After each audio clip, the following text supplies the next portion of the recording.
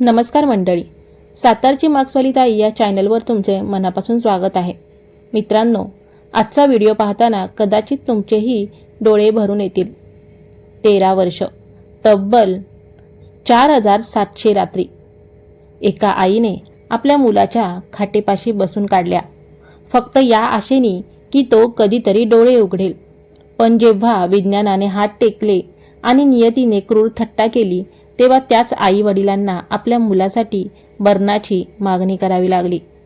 Supreme कोर्टाच्या न्यायाधीशांनाही रडवणाऱ्या हरीश राणाची ही हृदयद्रावक कहाणी नक्की ऐका.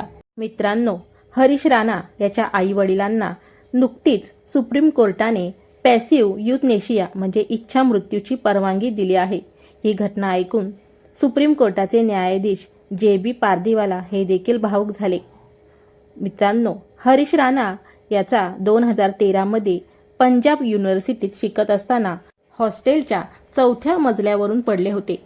तेव्हापासून म्हणजेच गेली 13 वर्ष ते अंथरुणाला खिळून होते. हरीश हे परमनंट व्हेजिटेटिव्ह स्टेटमध्ये होते.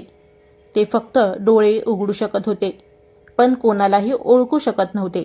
अन्न आणि श्वासासाठी त्यांना नळ्यांचा आधार घ्यावा लागत होता.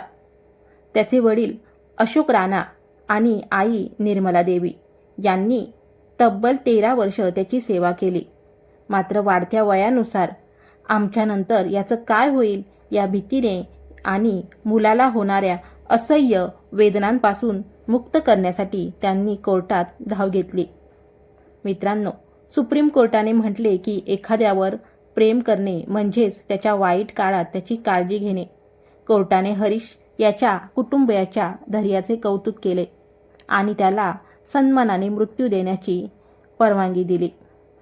मित्रांनो, हरीश याच्या आईने म्हटले होते की हरीशचा फक्त देह उरला आहे, आत्मा आधीच निघून गेला आहे. आम्ही त्याला मरताना नाही तर या वेदनांमधून मुक्त होताना पाहू इच्छितो.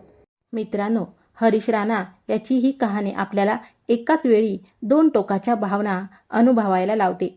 एकीकडे त्या माऊलीचं 13 वर्षाचं अजोड समर्पण, ज्यांनी आपल्या काळजाच्या तुकड्याला जिवंत ठेवण्यासाठी रक्ताचं पाणी केलं, आणि दुसरीकडे त्याच हातांनी आपल्या मुलासाठी मरण मागताना झालेली ती असहाय्यता. सुप्रीम कोर्टाने दिलेला हा निर्णय केवळ कायदेशीर प्रक्रिया नाही, तर तो एका कुटुंबाला त्याच्या वेदनांमधून दिलेला सन्मान आहे. हरीश आज आपल्यात नाही, पण त्याचं जाणं हे क्रूर नसून त्यांना मिळालेली शांतता आहे. हरीश यांच्या आईचे ते शब्द आजही काळजाला घर पाडतात.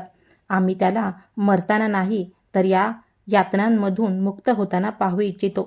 खरोखर प्रेम म्हणजे फक्त सोबत राहणं नसतं, तर कधीकधी समोरच्याच्या सुखासाठी त्याला निरोप देणं हे सुद्धा सर्वोच्च प्रेम असतं.